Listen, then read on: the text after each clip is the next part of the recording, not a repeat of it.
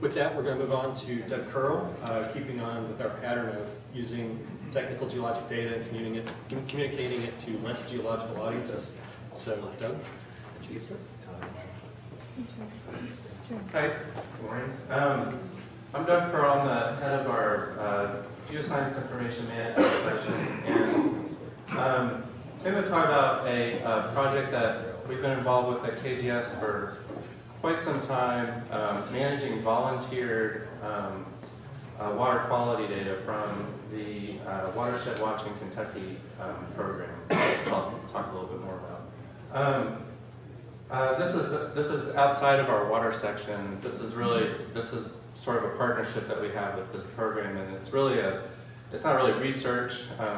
We were talking about this is research, but it is in public interest, and it's I think an important data management and data dissemination project that we have that we're capable of doing in KGS, and so it's nice to be involved with this. And then we also have access to all this data, which is nice too. So just a little background on Watershed Watch Kentucky, if you're unfamiliar with it. It's based on different project areas, based on major river basins in Kentucky. It was actually established by the Division of Water, and it's really managed, the whole project is managed by the Division of Water, which is outside of us. But it's to promote their watershed management plan since 1997 with volunteer monitoring and water quality sampling. So they recruit volunteers to go and sample areas. And so far, since 1997, about 4,000 volunteers have been trained. Currently, there's about 2,000 volunteers involved actually sampling. This comes up a little bit later, but the basin volunteers and the sampling events are coordinated by these basin managers for each basin. So each basin has a basin manager, and they sort of coordinate the volunteers. And the KGS involvement of this has been sort of threefold, really twofold, big time. Really, the lab analyses that we do is probably the bulk of the work that we do for Water Watch and have done. So the volunteers bring in samples, and then we analyze them. But also, we've been involved with data management, and more recently, which I'll talk more about, is data dissemination and trying to get these results out to the public. So just a little thing showing the stewardship of the data. So the volunteers go out and collect data. They've been doing that since 1997. They're assigned a site or multiple sites. They collect at least 3 times a year. In the spring, summer, and fall. They collect different types of analyses. They always do a field analysis where they measure things like the temperature and the conductivity and things like that. But they might do also a graph sample that comes back to a lab for further analysis based on what DOW would like them to analyze. So that's the field part. They deliver their samples. They get analyzed in different labs, but the data part of this is the field data is entered by DOW, and the basin managers really handle the lab analysis. So the basin managers get that lab data. And a few years ago, really what makes this data dissemination possible is the ability to enter the data into our database. And Rebecca Wang worked with, who's in my section, she worked very hard on this data entry site, which makes it possible for both DOW and the basin managers to enter the data so that it shows up in our database. Previously, we had to deal with spreadsheets and importing and all these different formats, and let's say it was a nightmare, but it was close. So it's nice to have that. Really, we couldn't show live results. We didn't have a way to enter the data. So that was a big project. I want to sort of emphasize that. But anyway, it goes into our KGS database. And in the past, the way the volunteers got back their data, because really the whole point of the project is for volunteers to see how their stream, how their stream is basically progressing over time, and then to do community action plans and that sort of thing.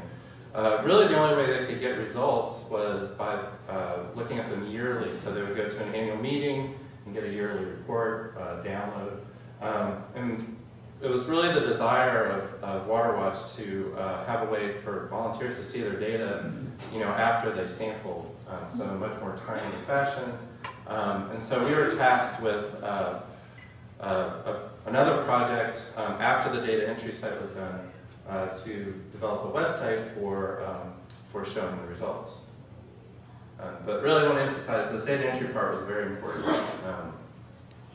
So the WaterWatch data results website, which I'll talk about from here on out, is developed with a $50K grant from WaterWatch, developed from 2014 throughout 2014. And it's the data portal for all watershed watch basins in Kentucky. And it's, as I said before, it's a way for volunteers and the public to visualize and also download the results in sort of more real time. So not only it shows the current results, but also another project that we were involved with was getting all the historic data into our database. And so the volunteers could compare the sampling events over time for their sites and also download the results and then do things like community action plans and things of that sort. And again, it provides direct access to the database. So the front end site hits our database, and so as soon as the data is available and made public, the volunteers can see it. So instead of doing a live demo of that site, I will do screenshots because that takes less time and it's less likely to mess up. But if you're interested in checking out, this is the URL. I'll splash that up every screen here. So when you come to the site, again, this is the front end site where everybody can go and look at these results. You see a map, and the map shows the different sites color-coded based on the basin. So, for instance, yellow is the Kentucky River basin. The bright yellow, the brightly colored points are sites that actually have any sort of data. The dropped-out ones are sites that have been assigned, but we don't have data for. But it might be good for future volunteers to see, sort of where there might be gaps, and they could fill in gaps to take over sampling.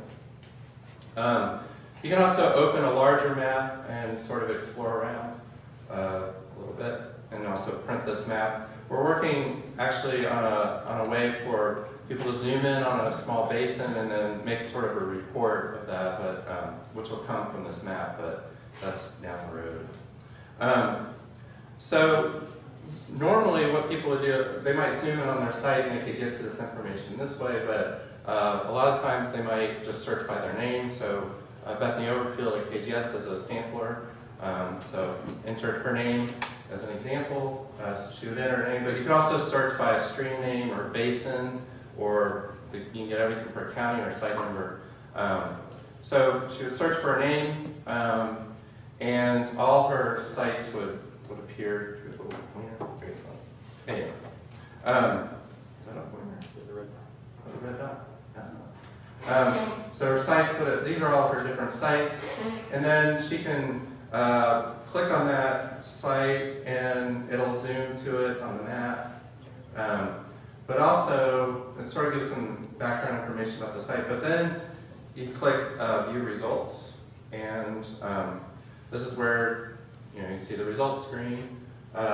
So this is that site, that one particular site, and then this is a drop-down for different event dates. So all the events that have been sampled for that site that's in our database would appear. It brings you to the most recent one first, and it shows you the values for the different field measurements. So these are the things that were measured by the sampler out in the field. These are just graphics. They don't really interact at all, but they're pretty, and they kind of give you an idea of what each one is. But So rain quality, flow, stream flow, I think this scrolls down the page, temperature, dissolved oxygen, conductivity, and pH. So you can get a kind of a quick view of that. The lab, once you click this lab, these are different tabs, but you click this lab results tab, and for this sampling event, there were a bunch of metals sampled. So these are all the results in sort of this tabular format. I'll show you how to download all this stuff in a minute, but so you can view those, or we provide these visualizations where we had where the science board, the science advisory committee for the Watershed Watch came up with things that they wanted on the gauges, on these gauges. So we have sort of good, what they call chronic, and then acute, and then very high values. These aren't for all the analytes, but where they had these, I made a little gauge, so it kind of shows you where that value falls within their parameters. So you can sort of explore these different. So these are the metals. So for some of these we don't have parameters, so it just spits out the value. But for here's arsenic, and it has parameters and it's low, etc. So the last part, sort of this, is you can download the data, because that was one major requirement. And so you go back to your sites and you select the ones you're interested in, and you just data dump into a delimited spreadsheet. So the volunteers can go and take that and analyze it. Oh, and one more thing is you can compare events or a site. If you have a site, you can select two analytes to compare against each other. And so this gives a nice visualization over time for that site. So here's stream flow, and then bacteria when it was analyzed. And you can see high, in this case, there was high stream flow at this one date and the high bacteria count.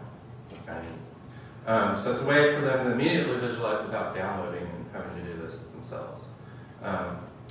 So that's really the site. I encourage you to check it out, give me feedback. Some acknowledgements was KWRI, who funded the data entry project, and also gave some feedback on the data part. Rebecca Wang in my section developed the data entry part and was really instrumental in working with them. Jerry Weisenflue and Rick Sargent did a lot of work on data stewardship and getting historic data into our database. Melissa McAllister at Kentucky River Watershed Watch gave a lot of feedback, and Pam Wood for the organization. So thanks a lot. And I have 1 minute.